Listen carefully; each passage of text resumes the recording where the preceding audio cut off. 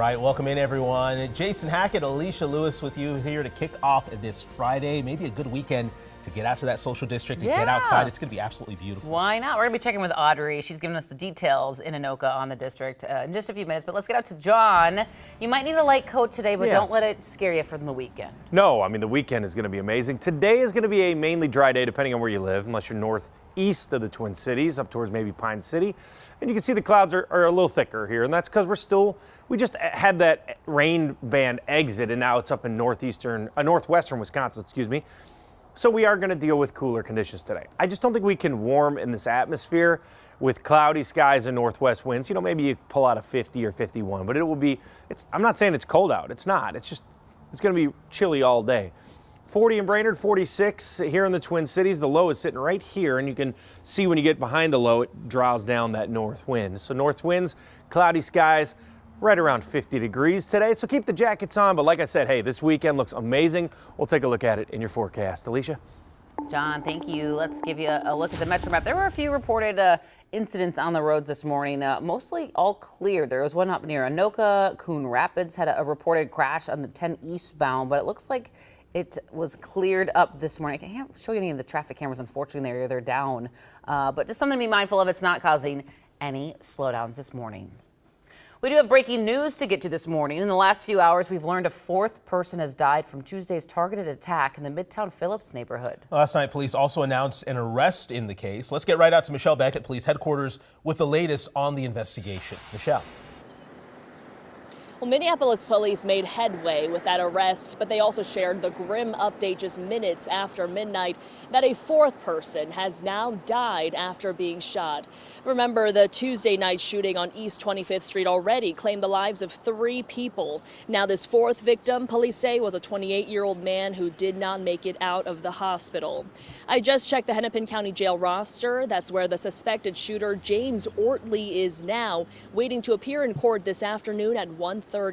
Police say the 34-year-old was arrested yesterday for his role in the city's most violent incident this year. While this arrest marks a major breakthrough, our work is far from over.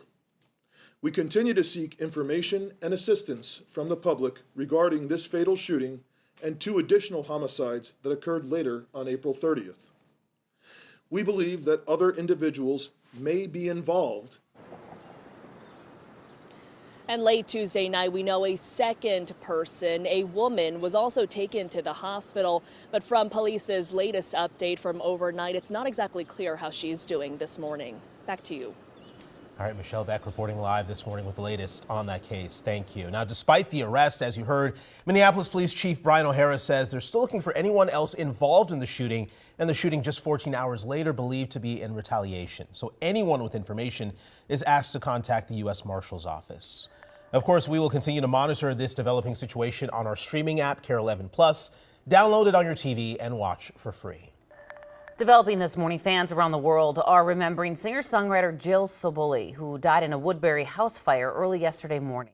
Jenny came over and told me about Fred. He's such a hairy behemoth, she said. Dumb as a box of hammers. She's best known for this 1995 song, I Kissed a Girl, the first with openly gay themes to hit the Billboard Top 20. Her PR team confirmed in just the last 10 hours that she was the victim in yesterday's fire on Pinehurst Road. The New York Times reports that she was staying with friends rehearsing for her one-woman musical. She was scheduled to perform those songs today in her hometown of Denver. Instead, the venue says it will be holding a free gathering tonight to remember the singer.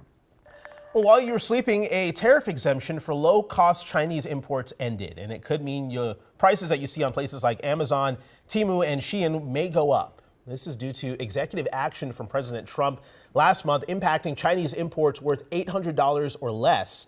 Now goods sent through the postal system will have a $100 fee.